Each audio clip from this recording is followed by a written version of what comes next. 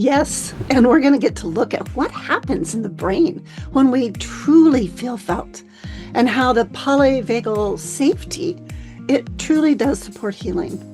And that role of co-regulation, it's in opening the doorway for true lasting change. Let's begin today with the brain. And I just want to name that when someone really gets us, something shifts in our limbic system, which the limbic system is the emotional center of our brain. And this is called limbic resonance. So in the moment when those neurons fire differently, the brain begins to release oxytocin, which are really calming chemicals, and it lowers the stress hormones, because then we can actually have that embodied felt sense of safety, of connection and regulation.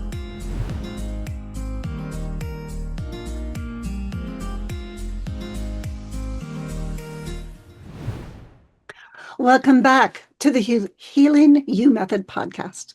I'm Gloria Liebecker, and I'm joined by my very dear friend and co-host, Gail Donahue. Hello, everyone. It's wonderful to be with you. Today, we are going to be exploring the neuroscience of being seen, why presence heals. Yes, and we're going to get to look at what happens in the brain when we truly feel felt and how the polyvagal safety, it truly does support healing. And that role of co-regulation, it's in opening the doorway for true lasting change.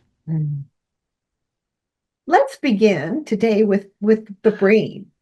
And I just want to name that when someone really gets us, something shifts in our limbic system, which the limbic system is the emotional center of our brain.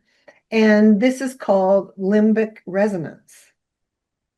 Yeah, this reminds me of when I was with Ryland, but when he was a little guy.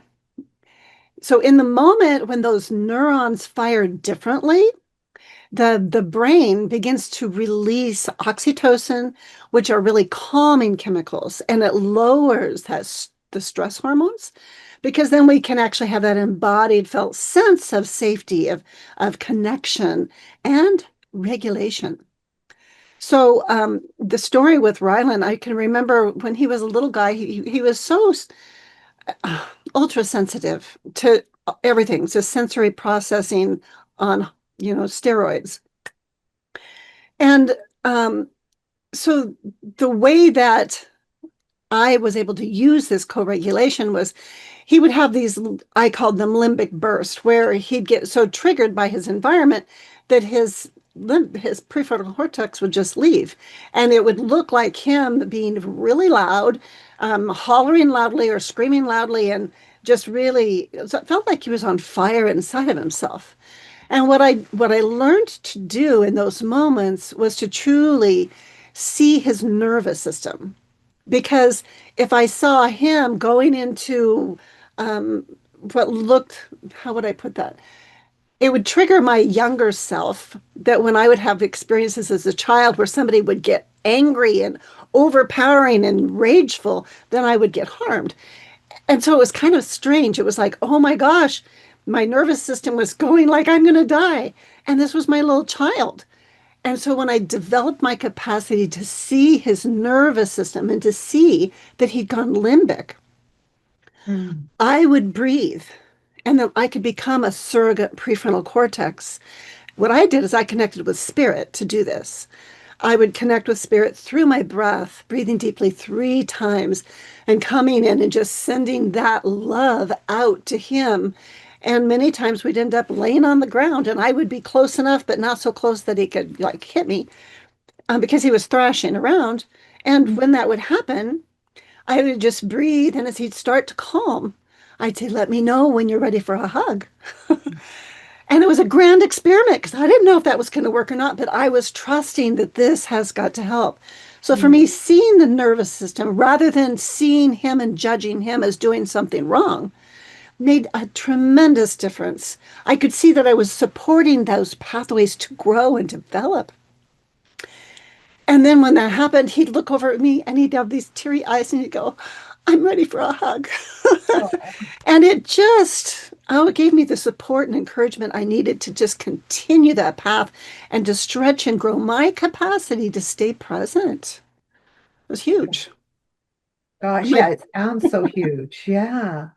Yeah, and it's what I was really hearing from you is how much this it needed to be slowing down and how you even though you were experimenting at the time, but you literally brought in what a lot of the pieces that we've been talking about on the podcast of yeah, slowing down and then not making your son wrong and then seeing, well, of course he was acting like this. His yeah, nervous system was taking him into alarm and didn't know what to do to keep him safe. So, yeah, this is just so key with what we're talking about today with the presence. And we often do not see little signals in people of indications that their nervous system is going offline. I mean, you described the situation with your young son, which is, definitely you saw that because it was going, as you said, limbic. But, people can see signs like just their shoulders rising up. Their tone of their voice changes where they're, getting more tense or more nervous, or you might see tapping, a lot of tapping with legs if they're sitting down. yeah. And when someone does feel that they're being met and they're being understood, you can see the shoulders literally like dropping down and their breath deepening. You don't see the shallow, sippy breaths happening up top. You see the breath going deeper into their body, and the whole nervous system starts to shift just by being seen. Gail, I just want to acknowledge right here just how much my body is relaxed more and more, and I feel my chest expanding. I feel a softening in my face because, the story I shared, I haven't shared it this publicly.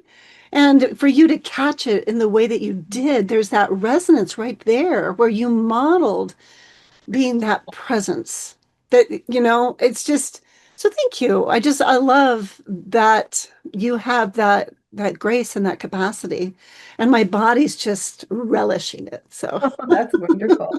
What a great way that's wonderful. Thank you for stopping and naming that. And I'm so glad that I could contribute to your nervous system being able oh, to calm after sharing such a tender and vulnerable story. Yeah, truly. yeah, yeah, that And truly. I really do love the polyvagal theory because it's helped me to understand. It can help all of us to understand that our Mhm. nervous system is constantly scanning for cues of safety and danger. And so, your body for me and your way of being with me, it let me know that I was very safe and welcome. And when we sense that kind of presence, that gentle tone, the eye contact, that calm body, that's what helps us register that neuroception of safety. Yeah. And, it's not just a nice idea. It's not just a concept here. Yeah. It is how we are made as humans. It's biological. And the system allows us to have doorways that can open and allow us to be closer to our truer, become our truer selves, or it can shut down. And Mhm. so when our nervous system feels safe, then our higher, our prefrontal cortex, our executive functioning brain can come online. And oh my gosh, that opens so much of creativity is so huge then.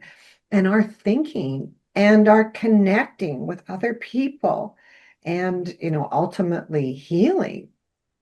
Yeah. So Yeah. important. Yeah. I like to call, or I found myself lately saying presence as music is. Presence really becomes my medicine then, you know, Mm. because it tells our system that there's no need to defend or fight, we can soften and we can open those doors to new possibilities. Yeah. And, I mean, it just in hearing your story and us talking about it, it's just reminding me of, changes with working with clients when, they do come in and of course, like they're activated and things have been upsetting for them, or they're just thinking, oh, here I am in this pattern yet again, yet again.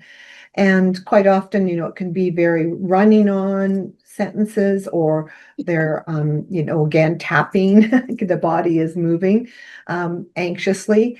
And, that's just so important that I really get clear with myself, similar to what you did with Ryland, Mhm. and just knew that, okay, I will model like a nervous system that is safe and Mhm. is grounded so that if their body, their nervous system does reach out to me a little bit, it will be met with a welcome and with a sense of gentleness and care that they're going to be okay. They're not going to be made wrong.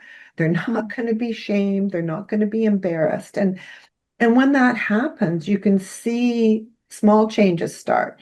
The speech slows down, um, blinking slows down, the clenching, and of course, that's part of always checking in with how their body is doing to track it, but not to fix it.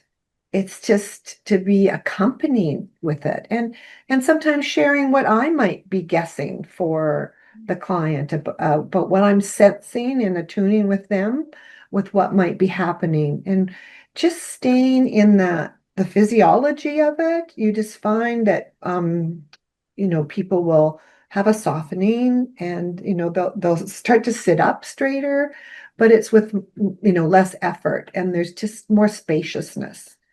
And Mm. it's not it's so interesting. It's simple, but it's complex because we don't find it in this world often. And then what it is just like two nervous systems coming together, and they're being one's being more, supportive of the other that needs some help, because you need to be borrowing another system to be able to get your own online if it's offline. And its Yeah. presence, it just does so much to help people. Well, I'm wondering if it'd be okay to just have you share just a little bit around when you're in that situation where you're with another being that is dysregulated, so somewhat, how do you anchor yourself or ground Mhm. yourself to stay present? Because I know for myself there's times where I'll kind of go into, oh, what should I do, and then need to bring myself back to stay present.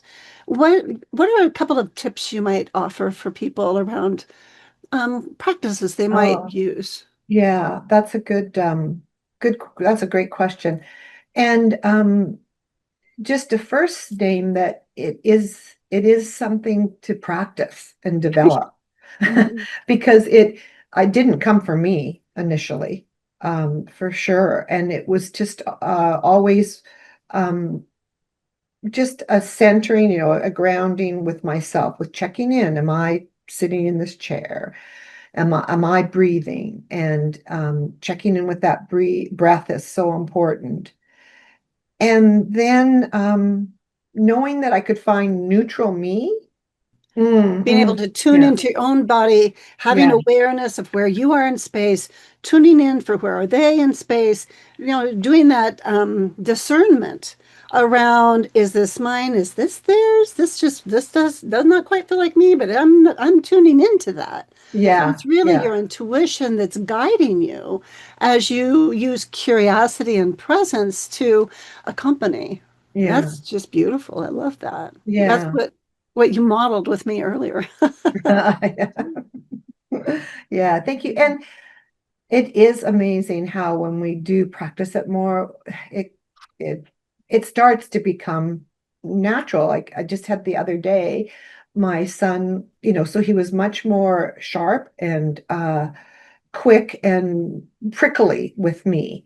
And then I came back and just to be with myself, and then I kind of went, oh, okay, his nervous system is being activated. Okay, there's a lot that's coming forward as symbolism for today and what it means in the world and what it means for people's futures. So I could be more present with them and say, yeah, this is, you're really feeling this deeply about the world today, are you? And it's I guess you would really love to be to know that there would be some more safety and some gentleness for everyone in this world. And we had a good conversation then, and I would not have been able to do that, Mm. 6, 7 years ago for sure. So Yeah. it's a big change for me, and then with people that I work with, and then with other people that I Mhm. interact with. So it's such a gift in finding all of this work. Well, you just Yeah. gave us a beautiful demonstration of co-regulation, Mm, where because our nervous systems, they are social. And then when you're in connection with one another, like first I hear that you connected with yourself, and that empowered you then to reach out and connect with care and curiosity with your son, not mm, making assumptions, but checking in with him. And so, that regulation, it's not a solo act, but it's really um, it's relational. All healing is relational. And mm. so when you did the connection with your own self, which in a sense is kind of a little time travel, that you're recognizing what's impacting you, you're naming it, and then it empowers you to reach in and talk with him. So then he can come back to you. And so then your nervous system is actually making a map of that neuroception of safety. Yes. Yeah. Yes, exactly. Yeah. Yeah.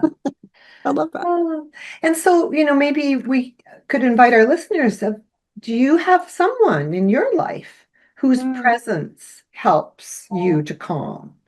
yeah. And we would just invite you to, if you have that person and can think, and it doesn't have to necessarily be a person. If people are scary to you, it can be animals and horses, as Gloria well knows, and even objects, stuffed animals, etc., can be something that could bring some presence that calms you.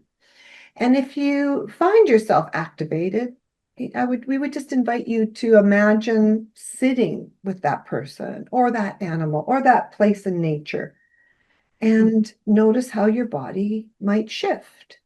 And even if you're doing Mm, it in your imagination, it can yeah. it can help. Oh, definitely. I travel with my healing herd everywhere I go. Oh my gosh. So today's been so rich. I've just really enjoyed our conversation, Gail. We've explored why presence heals, the limbic resonance in the brain, the polyvagal safety in the body, and co-regulation in relationships. Yeah. And then for an invitation of any practices you might want to do, I mean, I've just given you one about imagining someone with you with presence. And if you are doing that and you're able to then offer this to someone else, Mm. slowing down and then offering your present to someone, just presence. You're not fixing, you're not problem solving, and just see the slowness of that and the presence, how it may shift both of your nervous systems. And be curious of how your nervous system responds. Yeah. And as we wrap up today's episode, I want to let you know that what you'll get to tune into next episode. We'll be joined by Chris Wasco, an energy healer, spiritual counselor, and psychic medium who supports old souls and survivors of narcissistic abuse to transcend trauma and reconnect with their inner wisdom. Yes, that's going to be so interesting. Chris weaves together energy healing, nervous system regulation, and intuitive guidance to help people experience deep emotional and spiritual transformation. She's also the author of An Old Soul's Journey, a guide to inner child healing and conscious evolution. Mm. We are going to explore how rupture can become a path to deepen and deeper trust. And it will share a 3-step nervous system check that you can use before initiating repair. Yeah. Whew, it'll be so delicious. So until next time, may you rest into the healing power of being truly seen. Hmm. And may your presence for yourself be offered and received, and presence to others be offered and received, and open the doorway to transformation.